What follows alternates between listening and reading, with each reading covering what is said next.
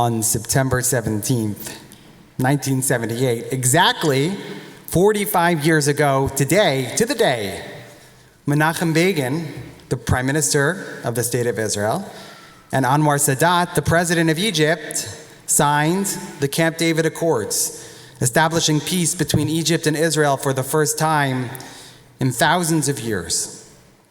The Accords were the culmination of 13 days of negotiations at Camp David, presided over by President Jimmy Carter. And to put all this in context, when Begin and Sadat met at Camp David, their two countries had engaged in 4 wars in the previous 30 years, 5 wars, if you count the war of attrition. And Begin and Sadat could not have been further apart from one another politically or ideologically. Begin came from a Jewish family in Poland. He was a former leader of the Irgun, the Israeli paramilitary organization, and he became the leader of the conservative Likud party in Israel. He was famous for his right-wing nationalist political orientation.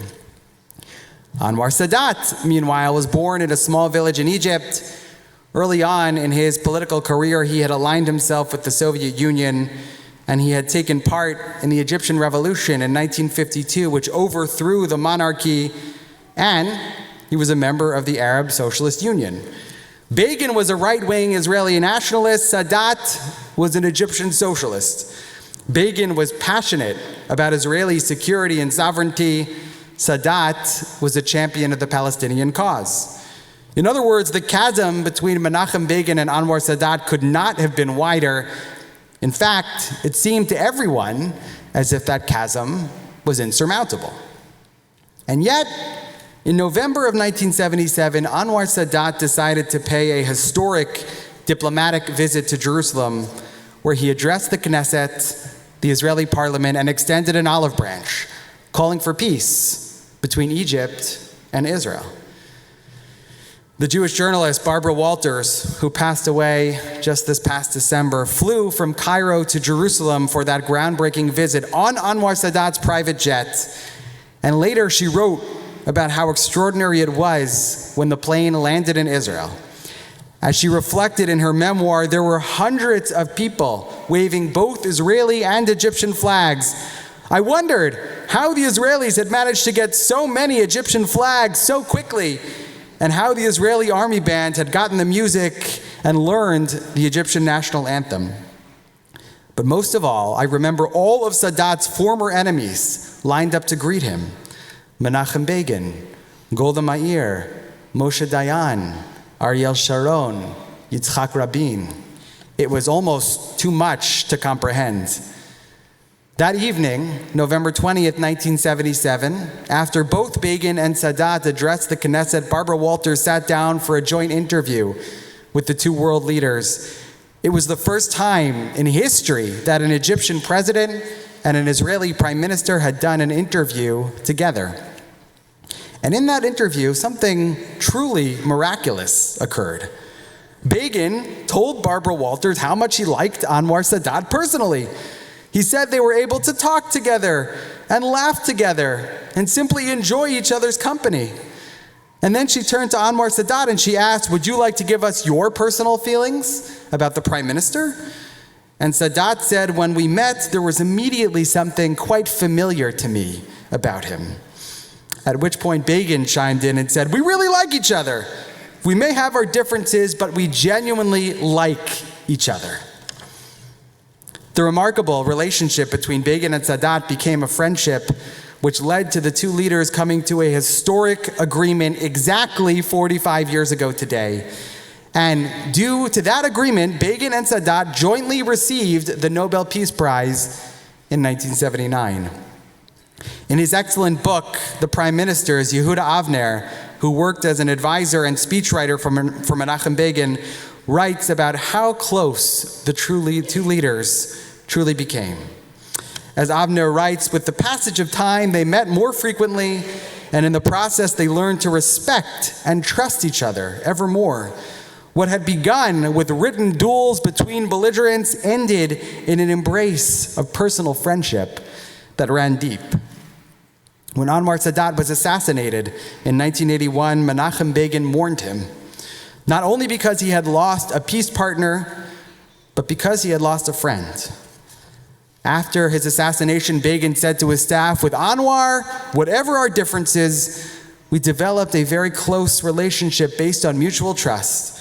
We opened our hearts to one another. Often we would speak about our beliefs, our ancient traditions, our experiences, and how they impacted our lives and made us who we are. He used to tell me things that he would tell nobody else." The relationship between Menachem Begin and Anwar Sadat is like no other relationship in the history of the Middle East. And I wanted to speak about it this morning, not only because today is the 45th anniversary of the signing of the Camp David Accords, but because the relationship between Begin and Sadat can serve as such an important model for Israel and for all of us to remember 45 years later. As I imagine, most of you know, Israel is in the midst of another moment of true crisis. This time it's not with Egypt, it's not with Lebanon, it's not with the Palestinians. Israel is on the brink of war with itself. And to give you some context around what's happening in Israel today, for the past several months, Prime Minister Netanyahu's government has been proposing judicial reform legislation that would severely limit the power of the Israeli Supreme Court. And there are arguments on both ends of the political spectrum about whether or not those reforms are a good thing. Those who support the reforms argue that the Israeli Supreme Court has grown too powerful and that the court's power needs to be shifted back to the Knesset. They see the reforms as a measured corrective step to help temper what they view as illegitimate judicial overreach. But on the other side, the opponents of judicial reform feel that limiting the power of the Supreme Court would deal a fatal blow to Israeli democracy. They believe that what Netanyahu's government is trying to push through is nothing short of a constitutional coup, although Israel doesn't have a constitution, and that the proposed reforms would shift the balance of power from the courts to the government so radically that it would not only mean the end of checks and balances in Israel, but it could signal the end of a democratic Jewish state. Tens of thousands of Israelis have been protesting in the streets all over Israel for months. And you may remember that back in April, after Prime Minister Netanyahu fired his defense minister for speaking out against the proposed reforms, the entire country came to a standstill.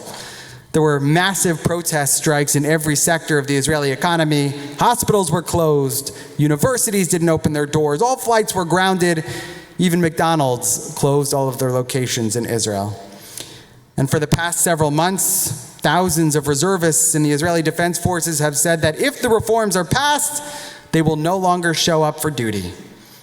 And just this past July, 100 of Israel's former security chiefs signed a letter pleading with the government to halt the legislation. It really is no exaggeration to say that Israel feels as if it's teetering on the brink of civil war. I don't have an answer. I can't tell you what Israel's judicial reform policy should be. What I can tell you is that a country that I love deeply is in a moment of true crisis. And if both sides can't figure out how to talk to each other, how to engage in meaningful dialogue, how to compromise, then I can assure you that Israel is headed down a road that nobody wants to see it go down. When Israel seemed as if it was on the brink of civil war this past year, I decided to watch or rewatch one of my favorite movies from the Marvel Cinematic Universe, Captain America: Civil War. And in that movie, the villain, Baron Helmut Zemo, realizes that the Avengers, the world's greatest superhero team, are too powerful to defeat from without. He recognizes that the only way to defeat them is by sowing seeds of division from within, and so he conspires to turn Captain America and Iron Man against each other from friend to foe. As Zemo says in his big climactic speech at the end of the movie, "I knew I couldn't kill them. More powerful men than me have tried, but if I could get them to kill each other, an empire toppled by its enemies can rise again, but one which crumbles from within, that is dead forever." An empire which crumbles from within is dead forever. I've been thinking a great deal about those words, and I know it's a little bit frivolous, they come from a Marvel movie, but I've been thinking a lot about those words in regards to what's happening in Israel at this very moment. I have no doubt that Israel is strong enough to withstand its enemies from without. We have done so time and again throughout history. But if we tear ourselves apart, if we crumble from within, that could truly mean the end of Israel. And that's precisely what happened when the temple was destroyed by the Romans thousands of years ago. Our sages teach that the second temple was destroyed for no other reason than sinat chinam, baseless, senseless hatred within the Jewish people. This may shock you to learn, by the way, but even 2,000 years ago, Jews didn't get along with one another. And during the time of the Second Temple, there were many different Jewish sects, all of whom disagreed with one another about the best way both to practice Judaism and to deal with the Roman occupation. The Pharisees, the predecessors to the rabbis, more or less ignored the Romans. The Sadducees, the aristocratic priestly sect, believed in cooperating with the Romans. And the Zealots, the radical militant faction, believed in armed resistance against the Romans. And because there was so much disagreement and so much infighting within the Jewish people, tragically, we brought about our own demise. Because we couldn't figure out how to get along with one another, how to compromise, how to even talk to each other, we lost our homeland and our sovereignty for 2,000 years. Jews have always been able to survive threats from without, but we cannot survive destruction from within. There was once a young rabbi who started a new position at a well-established synagogue. And shortly after starting his new job, he was dismayed to discover that every week on Shabbat morning, a fight would erupt during services. When it came the time to recite the Shema, half the congregation would stand up, and the other half of the congregation would sit down. And the people who were standing would yell at the people who were sitting, "Stand up!" While the people who were sitting would yell at the people who were standing, "Sit down!" And the fighting was destroying the peace of Shabbat, and it was driving the rabbi absolutely crazy. And one day it was brought to the rabbi's attention that one of the founding members of his synagogue, a 98-year-old man named Shlomo, was living in a nearby nursing home. So the rabbi decided to pay a visit to Shlomo with two of his congregants, one who stood for the Shema and one who sat down for the Shema. And when they entered his room, the first man said, "Shlomo, wasn't it the tradition in our congregation that we stand during the Shema?" And Shlomo said, "No, that wasn't the tradition." So the second man said, "Well, Shlomo, then wasn't it the tradition in our congregation that we sit during the Shema?" And Shlomo said, "No, that wasn't the tradition either." And finally, the rabbi said, "Shlomo, please, you don't understand. Services are complete chaos every week. The people who stand yell at the people who sit. The people who sit yell at the people who stand. It's crazy." To which Shlomo said, "That was the tradition." That joke, I think, captures exactly what's happening with the Jewish people at this moment, both in Israel and all over the world. We fight with each other. We yell at each other. We tear each other down. And that is exactly what we cannot afford to do if we hope to survive. At the halfway mark of the Camp David summit, when Begin and Sadat were at an impasse, Jimmy Carter suggested that all three leaders pay a visit to the site of the Battle of Gettysburg. Carter hoped that by taking Begin and Sadat to Gettysburg, where the bloodiest battle of the Civil War was fought, he would drive home the dire consequences of failure at Camp David. And for the first hour of that tour, as they walked past the hallowed landmarks of Gettysburg, the Peach Orchard, Cemetery Ridge, Little Round Top, Menachem Begin said nothing at all. They passed by the Gettysburg Cemetery, where row after row of tombstone commemorated the 50,000 Americans who had lost their lives there. And finally, the group arrived at the spot where President Lincoln delivered the Gettysburg Address. And after an hour of not uttering a single word, Menachem Begin's voice suddenly rang out. 407 years ago, our fathers brought forth on this continent a new nation, conceived in liberty and dedicated to the proposition that all men are created equal. Now we are engaged in a great civil war, testing whether that nation or any nation so conceived and so dedicated can long endure. Begin shocked the entourage by reciting the Gettysburg Address on the spot where it was delivered by Abraham Lincoln entirely by heart. For Begin, Gettysburg was much more than a battlefield. It was the place where President Lincoln had asked the American people to remember the sacrifices of those who came before us and to ensure that those sacrifices were not made in vain. And it was the place where the cost of war, especially civil war, became manifestly clear. And exactly 1 week after they visited Gettysburg together, Menachem Begin and Anwar Sadat signed the Camp David Accords. As we all know far too well, the state of Israel has faced external threats for the past 75 years. But now Israel is facing the greatest threat it has ever faced itself. As President Lincoln also said, a house divided cannot stand. The challenges facing Israel today are immense. Geopolitical tension in the region, increasing security concerns, the ongoing quest for peace with the Palestinians.